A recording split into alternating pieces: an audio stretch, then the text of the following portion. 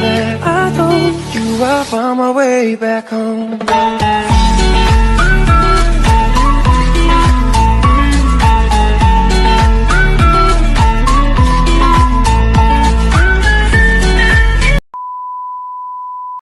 Assalamualaikum warahmatullahi wabarakatuh. Saya Siti Wilda Wulandari akan menjelaskan tentang pengertian kitabah.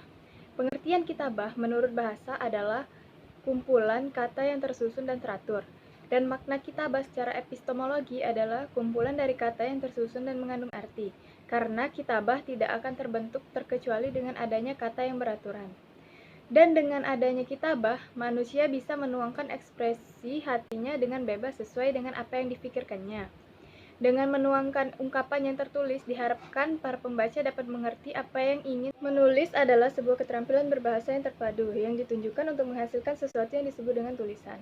Ada 3 komponen yang tergabung dalam aktivitas menulis tersebut, yaitu 1. Penguasaan bahasa tulis meliputi kosakata, struktur, kalimat, paragraf, ejaan, pragmatis, dan sebagainya.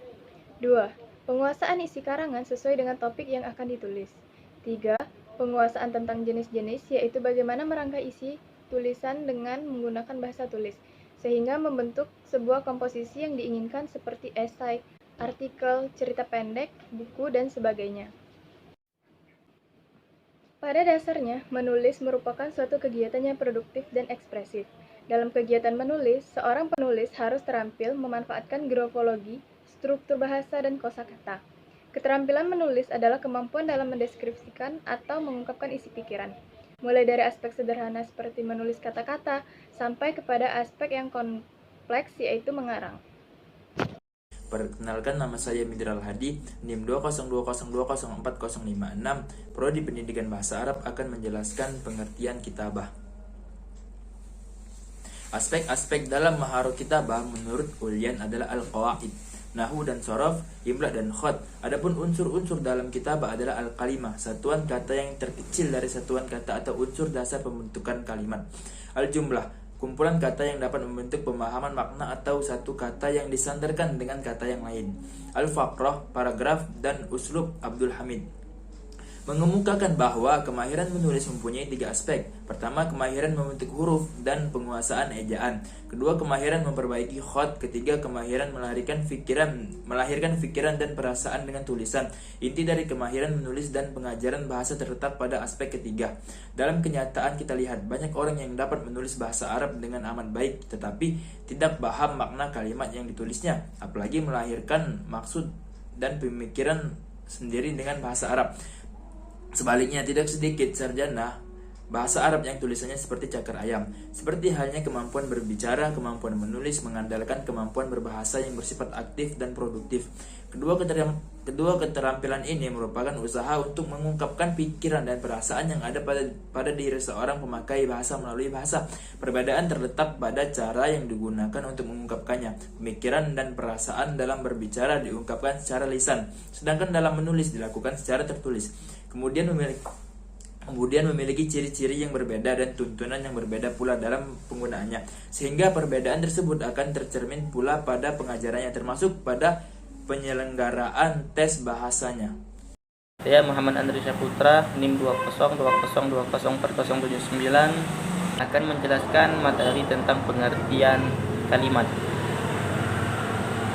Sebagaimana yang telah saya pelajari dan telah saya ketahui bahwa kalimat atau al-kalam dalam bab kitab Matan al-Ajrumiyah karangan dari Imam al-Alim al-Allama Abu Ubaidah, Syekh Abu Ubaidah Muhammad bin Dawud as-San'aji, atau biasa kita kenal dengan Ibn al-Jurrum, yaitu kalimat atau al-kalamu huwal lafzu al-murakkabu al-mufidu bil wad'i. Jadi kalimat atau al-kalam ialah lafaz yang tersusun yang memberikan pengertian arti yang sempurna atau memberikan faedah bil wad'i, yaitu dengan maksud harus menggunakan bahasa Arab. Baiklah, saya di sini akan menjelaskan tentang apa itu lafaz, murakkab, mufid, dan bil wad'i. Untuk yang pertama yaitu al-lafzu. Lafaz ialah suara yang terdiri dari beberapa huruf hijaiyah.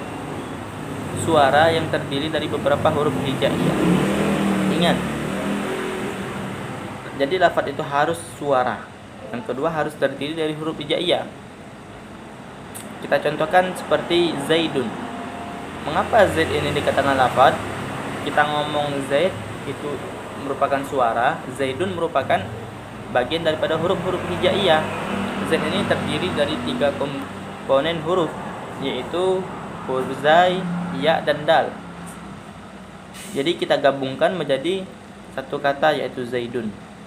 Dan tidak dinamakan lafaz seperti kita contohkan gendang, gendering, beduk, seperti yang lain laginya, isyarat, tulisan, simbol, dan lain sebagainya. Untuk 3 contoh yang pertama seperti gendang, gendering, beduk, itu tidak dinamakan lafaz karena dia ada suara, akan tetapi tidak memiliki beberapa huruf hijaiyah. Dan contoh yang 3 lainnya itu isyarat, simbol, dan tulisan. Bisa kita isyaratkan dengan huruf hijaiyah, bisa kita simbolkan dengan huruf hijaiyah, bisa kita tuliskan dengan huruf hijaiyah, akan tapi ia tidak memiliki suara. Sedangkan pengertian lafaz tadi yaitu suara yang terdiri dari huruf hijaiyah. Sedangkan juga lafaz itu harus memiliki arti. Kalau tidak memiliki arti tidak dinamakan lafaz. Baiklah, untuk contoh yang kedua itu al-murakkab. Apa itu al-murakkab? Adapun yang dimaksud dengan al-murakkab itu yang tersusun. Untuk yang pertama, yang tersusun dari 2 kata atau lebih. Jadi syarat untuk terbentuknya al-murakkab yaitu yang tersusun, yang pertama. Yang keduanya 2 kata atau lebih. Seperti kita contohkan saja contoh yang mudah, yaitu qoma Zaidun. Zaid telah berdiri. Untuk kata yang pertama yaitu qoma, untuk kata yang kedua yaitu Zaidun. Ini susunan daripada fi'il dan fa'il. Untuk susunan lainnya seperti kita contohkan yang mudah saja, Zaidun qa'imun. Zaidunnya itu menjadi mubtada dan qa'imunnya itu menjadi khabar dari mubtada. Ini merupakan susunan untuk mubtada dan khabar.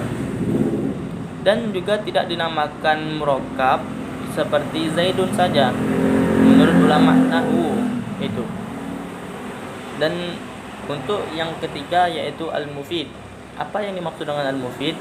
Al-mufid ialah yang memberikan pengertian arti yang sempurna atau memberikan faedah. Jadi di sini al-mufid itu memberikan pengertian arti yang sempurna atau memberikan faedah, baik diam padanya dari berbicara maupun yang mendengar. Itu sudah dipahami bahwa itu bisa kita pahami sendiri. Seperti contoh yang di atas 2 tadi, qoma Zaidun, untuk yang pertama, Zaid telah berdiri. Contoh yang kedua, Zaidun qa'imun, Zaid orang yang berdiri. Bahwa kita pahami di sini itu berita tentang berdirinya Zaid, si Zaid tadi. Zaid tidak duduk, Zaid tidak tidur, Zaid tidak berlari, dan lain sebagainya. Dan tidak dinamakan al-mufid juga, tidak termasuk dalam kategori al-mufid, yaitu seperti contoh gulamu Zaidin, anak Zaid, tanpa adanya sandaran kata-kata tersebut. Kita tidak tahu Zaid mana. Zaid itu kan barangkali banyak orangnya. Dan juga untuk contoh yang kedua, in qoma Zaidun, jika Zaid berdiri, nah itu tidak paham kita. Jika Zaid berdiri ngapa? Nah, kayak gitu. Jadi kesempurnaan pengertian di dalam kata-kata ini adalah tergantung pada pernyataan jawab syarat tersebut. Baiklah, untuk yang terakhir, untuk yang keempat yaitu bil wada'i. Apakah itu bil wada'i? Saya sudah berikan penjelasan tadi. Saya jelaskan tadi, bil wada'i itu dengan maksud tertentu. Apa dengan maksud tertentu? Yaitu harus menggunakan bahasa Arab. Bil wada'i tadi harus menggunakan bahasa Arab. Jadi selain bahasa Arab itu tidak dinamakan dengan al-kalam. Jadi bisa kita simpulkan di sini, jika kita ingin membentuk suatu kalimat, al-kalam itu harus mempunyai 4 komponen ini, yaitu al-lafzu, al-murakkabu, al-mufidu dengan bil wada'i, sehingga bisa terkumpul untuk menjadi al-kalam atau al-kalimah. Nama saya Ulfaza Balkis, NIM 2020204037. Baiklah, saya akan mensyarah atau penjelasan dari pembagian al-kalimat atau kata yang memiliki 3 jenis. 1. Al-ismu atau isim. Isim adalah kata yang menunjukkan makna tertentu dan tidak terikat waktu. Dalam kitab lain disebutkan isim adalah kata yang menjadi sebutan untuk sesuatu, baik untuk manusia, hewan, tumbuhan, benda mati, atau apapun itu. Seringkali isim diartikan sebagai kata benda, namun definisi tersebut tidak mewakili isim secara utuh.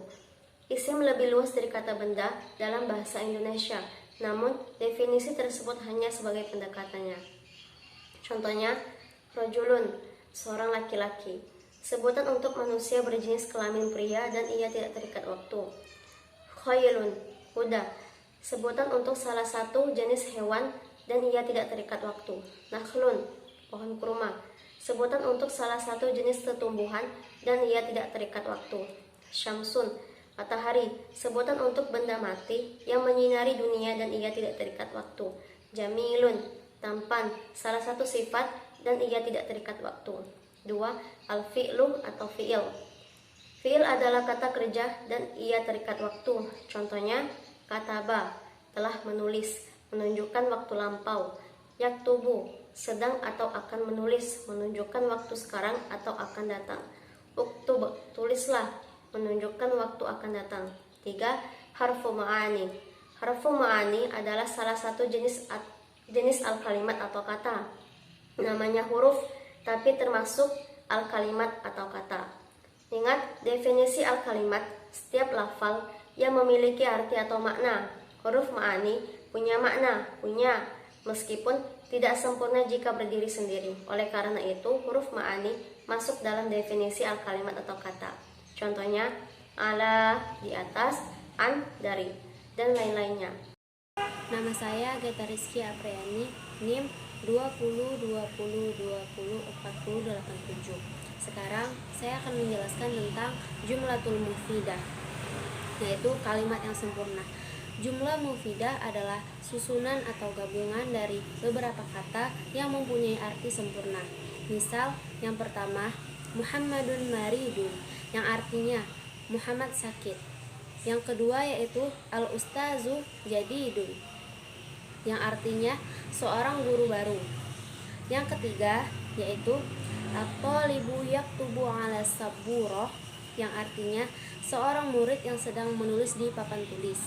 Yang keempat, al-akhun yaqra'ul Qur'an, seorang saudara laki-laki itu sedang membaca Al-Qur'an. Keterangan. Jumlah mufidah adalah bahasa Arab yang disebut dengan kalam atau kalimat sempurna. Dalam bahasa Indonesia yaitu gabungan dari beberapa kata yang mengandung suatu arti sempurna, terdiri dari subjek dan predikat. Yang kedua, lafaz. Lafaz itu uktub, yang disebut satu jumlah sekalipun terdiri dari satu kata karena mempunyai arti, yaitu tulislah oleh kamu. Demikian juga dengan ikra, bacalah, ijlis, duduklah, isma, dengarkanlah. Sementara lafaz minal madrasati, dari sekolah, sekalipun terdiri dari dua kata, tidak bisa disebut satu jumlah. Kalimat sempurna karena pengertiannya belum lengkap atau tidak sempurna. Perkenalkan, saya Nabila Huzaimah, NIM 2020204078. Baik, saya akan menjelaskan tentang pembagian jumlah mufidah. Jumlah mufidah dibagi menjadi dua, yaitu jumlah ismiyah dan jumlah fi'liyah. Jumlah ismiyah. Jumlah ismiyah adalah kalimat yang diawali oleh isim atau kalimat yang disusun oleh subjek lalu predikat. Contoh yang pertama, Aliyun maridun, Ali sakit. Yang kedua, Ahmadu musafirun, Ahmad adalah seorang musafir. Yang ketiga, Abi yaqra'ul Qur'ana, ayahku sedang membaca Al-Quran. Jumlah fi'liyah. Jumlah fi'liyah adalah kalimat yang diawali oleh fi'il atau kalimat yang disusun oleh predikat lalu subjek. Contoh yang pertama, Maridu Aliyun, Ali telah sakit. Yang kedua, Safaro Ahmadu, Ahmad telah pergi. Yang ketiga, Yaqra'u Abi Al-Qur'ana, ayahku sedang membaca Al-Quran. Baik, saya akan menjelaskan tentang jumlatun ismiyah dan jumlatun fi'liyah. Yang pertama, saya akan menjelaskan tentang jumlatun ismiyah adalah suatu kalimat yang diawali dengan mubtada dan di mana jumlatun ismiyah ini mempunyai subjek dan predikat. Subjek dalam kalimat ismiyah itu juga disebut dengan mubtada, sedangkan predikat dalam jumlatun ismiyah bisa juga disebut dengan khabar. Daripada contohnya seperti al-mudarrisu waqifun, artinya guru itu berdiri. Al-mudarrisu sebagai subjek atau juga bisa disebut sebagai mubtada, sedangkan waqifun ini sebagai khobar daripada penjelasan mubtada, dan ini sebagai predikat bagi jumlatun ismiyah atau juga sebagai khobar bagi jumlatun ismiyah. Terus yang kedua tentang jumlatun fi'liyah. Jumlatun fi'liyah adalah suatu kalimat yang diawali dengan fi'il, fa'il, dan maf'ul. Subjek di dalam jumlatun fi'liyah disebut sebagai fi'il dan predikat di dalam jumlatun fi'liyah disebut sebagai fa'il. Sebagai contoh, Yaqra'ul Ahmadul Qur'ana, Ahmad sedang membaca Al-Quran. Terus Yazra'u Ahmad Al-Mauza, Ahmad sedang menanam pisang. Jadi kalimat fi'il ini dimulai dari jumlatun fi'liyah ini dimulai daripada kalimat fi'il, fa'il, dan maf'ul. Saya Rusdiana ingin menjelaskan tentang kata kerja. Safaro yang berarti telah berpergian, yusafiru sedang berpergian, safir pergilah. Qala telah berkata, yakulu sedang berkata, dan kul katakanlah. Sholla telah sholat, yusolli sedang sholat, sholatlah. Jalasa telah duduk, yajlisu sedang duduk, ijlis duduklah. Selanjutnya akan menjelaskan tentang ilmu siha. Al-asma, nama-nama. Tobib dokter, Sodali apoteker, Tobibul asnan dokter gigi, Musaidu asisten, Maulidah bidan. Selanjutnya kata-kata kerja. Ahassa merasa, yuhisu sedang merasa, aikozo membangunkan, yukizu sedang membangunkan, istaikozo bangun, yastaikizu sedang bangun. Sekian dari kami, wabillahi taufiq wal hidayah. Wassalamualaikum warahmatullahi wabarakatuh. Semoga bermanfaat.